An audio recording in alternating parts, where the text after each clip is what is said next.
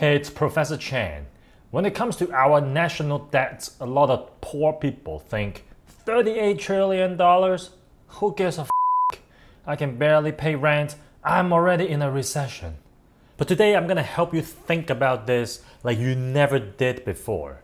Because often when people try to understand what's even the national debt, they get bombarded by all those terminologies that make them confused, and in the end they think, yeah, that's none of my business. But by the end of this video, you will have a different understanding, because fundamentally, debt is really just borrowing from the future to pay for something today.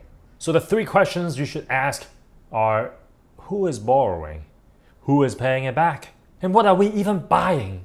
Now, before we answer those questions, it will be easier if we think of our country as a family, and the government as our parents, and you and I as the kids. And here are some quick facts. Number one, our family is broke. We are $38,000 in debt, but we only make $30,000 a year. And these numbers are equivalent to us dividing the actual national debt and GDP number by 1 billion. So it's easier for us poor people to conceptualize.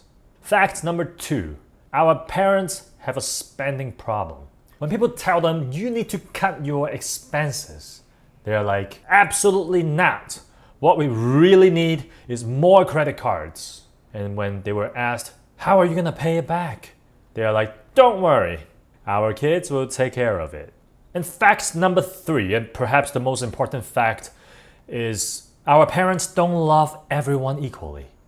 Yeah, some kids are less obedient, some kids are less smart, and some kids are adopted. So they don't give a shit about all of us. But they won't say that out loud because our parents lie all the time. And this is where the family drama begins.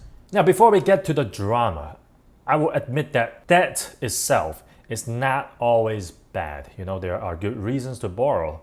Fixing the house so it doesn't collapse, making sure we have good infrastructures, paying for necessary medical bills so everyone can stay healthy, investing in education that can lead to productivity and therefore higher income in the future. So debt is not bad when we borrow now to make the future better. But is that how the family credit card is being used? No. And this is where the drama begins, because our parents have been abusing their power and accruing debts on questionable expenses. For example, fighting with our neighbors.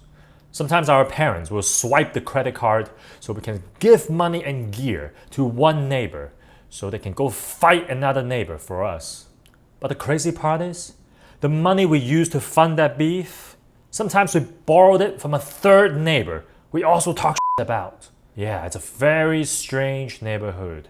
Another questionable expense is paying big brothers as babysitters. Now, who are the big brothers? They are our parents' favorite kids.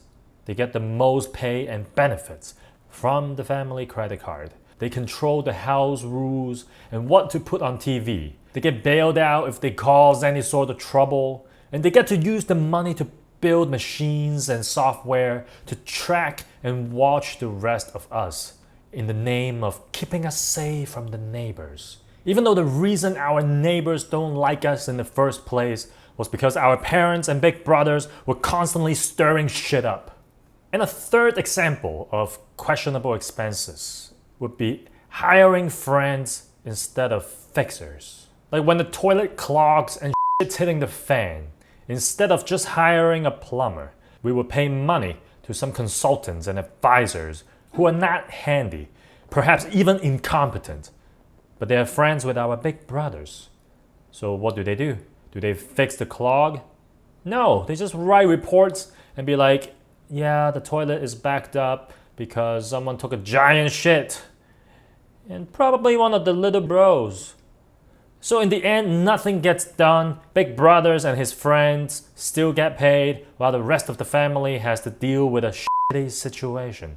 And the little bros all point fingers at each other. Now back to the three questions. Who's borrowing? Well, our parents and the big brothers in the name of we the family. And who is paying? The rest of us. All of us poor little bros who are not our parents' favorite. And what are we spending the money on? None of our business, we just pay. So if I were to summarize the national debt in one sentence, so poor people can understand, is that the national debt is a way our country enslaves us and future generations without calling it slavery. So what can you do? Well, first of all, educate yourself and be competent. Don't just be a victim. Strengthen your position in the family. Don't expect your parents to save you. Pay attention to how your family spend and vote, advocate, and complain accordingly. Sure, maybe your conservative uncles use a lot of bad words and call you gay.